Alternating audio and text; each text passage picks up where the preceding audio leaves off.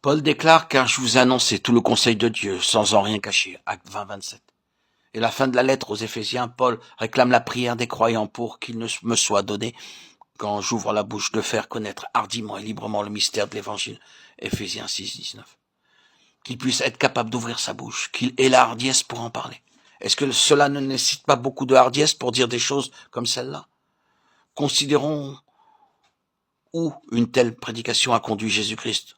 Voyons où ils l'ont mis. Toutes choses sont résumées en Christ. Allez, dites cela à des musulmans et vous verrez ce qu'ils vont vous dire. Vous avez besoin de hardiesse pour déclarer cela à ceux qui n'ont pas vu. Malgré ces difficultés, l'apôtre est préoccupé par la proclamation du plein conseil du mystère de Dieu. Cette proclamation nous amène à considérer une autre question. Si le conseil éternel est prévu, prédestiné et préordonné, alors pourquoi proclamer l'évangile? Cela doit sûrement se produire si Dieu l'a décidé. Si tout est défini et préordonné, pourquoi le proclamer? Aussitôt s'introduit la question de la responsabilité de l'homme, ce qui semble être en contradiction avec la prédestination. Oui, c'est la grande difficulté théologique, mais tout ce que je vais dire à ce sujet, c'est que la responsabilité dans cette affaire de la proclamation ne remet pas en cause ce que nous avons dit au sujet de la prédestination. Cela ne signifie pas un seul instant qu'en plaçant devant les gens une option qui nous responsabilise, vous mettez de côté la prédestination. Non, vous êtes tenu pour responsable de déclarer tout le conseil de Dieu. Et les gens sont mis dans une position de responsabilité en l'entendant. Une vérité ne neutralise pas l'autre. Responsabilité et prédestination vont de pair. Il en est de même dans la prière. Si Dieu sait qu'il va faire ceci ou cela, pourquoi prier? Est-ce que cela changera quelque chose? Mais nous ne pouvons pas argumenter de cette manière. Il nous est dit que nous devons prier, c'est tout. La responsabilité nous en incombe, bien qu'il y ait cet aspect concernant les conseils divins. Ensuite, je veux dire très précisément qu'annoncer le plein conseil de Dieu, c'est une chose qui est vitale. Je me demande si la pauvre condition spirituelle parmi les convertis dans la chrétienté n'est pas due à une prédication inadéquate, tronquée. Les hommes ont peur d'aller trop loin, et ils disent « Prêchez le simple évangile du pardon des péchés, du jugement passé et de l'espérance d'aller au ciel ». Ils font de l'individu l'objet de tout cela, au lieu de considérer le conseil éternel de Dieu.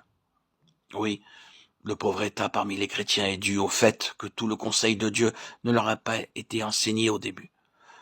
Je ne crois pas qu'il soit nécessaire de réserver cela quand ils auront atteint un certain degré où, selon nous, ils pourront mieux l'accepter.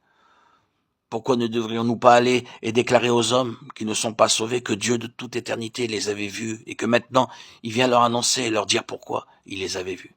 Et quel était le grand but de tout cela dans son Fils Jésus-Christ? Je pense que nous aurions de meilleurs convertis et un meilleur état des choses dans l'Église.